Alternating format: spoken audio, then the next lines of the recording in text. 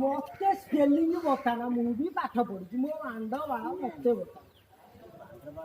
ଆଉ ତୁ ମତେ କଣ ବତଉଛୁ ଆଉଛୁ 5,000 ହେଲାଣି କିଲୋ କାଟି ବିକିଦେବ ମୋ ଆଣ୍ଡରେ ଏତେ ବାଳ ନାହିଁ ମୁଁ ଆଣ୍ଡ ଚାଷିବି 2 ଗ୍ରାମ ହେଲେ 200 ମୁଁ ଦବାକୁ ଚାହୁଁନି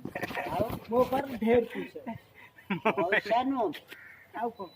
ଏଇ ବାଳ କଥା ବାଳ ବା ମୁଁ ବିକ୍ରି କରିବିନି ବାଳ ବିକା ସେଟା କଣ ମାଟି ଖାଇବା ତ ଶୋଭା ମାଟି ଖାଉ ତୋର କଣ ଅସୁବିଧା ଅଛି ଆଉ ନିଶ ଦାଡ଼ି କାହିଁ କ୍ଷେର କରିଦେଲୁ ମୁଁ ନିଶ ଦାଡ଼ି କାହିଁ ମାଟି ଖାଇଲା ନା କିଏ ନିଶ ଦାଡ଼ି ପାଚିଗଲାଣି ମୁଁ ପାଚିଲା ଆମର ପାଚି ତୋର ପାଚି ତୁ ଉଠେଇବୁ ତୋ ମର୍ଜି ଆମେ କାହିଁ ଉଠେଇବୁ ତୋ ମର୍ଜି ଉପରେ ନିର୍ଭର ମୋ ଇଚ୍ଛା ଶୁଣ ବାଣ୍ଡ ବାଳ ଚାଞ୍ଚିଲେ 6,000 ମୋ କଥା ଶୁଣ ଆଜି ମୋ ମାଇକିନା ବୁଢୀହେଲା ମୁଁ ବାହାର କରିଦେବି ଟୋକଳି ବାଇକି ଚୋଦି ତୋର କିଛି ବୁଝିବାର ଅଛି ତୁ ମୋ ମାଇକିନା ପୁଷ ଏଟା କଣ ଶୋଭା ମାନେ ଶୋଭା ତୁ କଣ ମୋ ବାଣ୍ଡର ଅଗିରା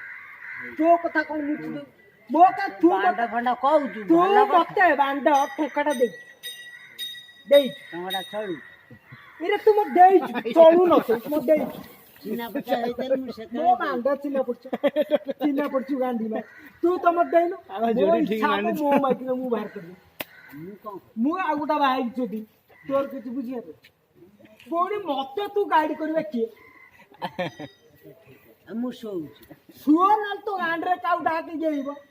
ମୋର କଣ ବୁଝିବାର ଅଛି ବେପାରୀ ମିଳୁନି ସିଏ ବେପାର ନ ମିଳିଲେ ମୋ ଗାଣ୍ଡ କଣ ଛିଡ଼ିଗଲା ଟଙ୍କା 500 ମତେ ଟୋଟାଲ ଆଗକୁ କୌଣସି କଥା ପଚାରିବାକୁ ଚାହେଁ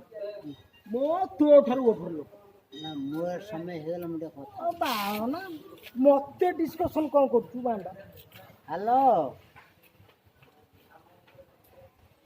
ହଉ ମତେ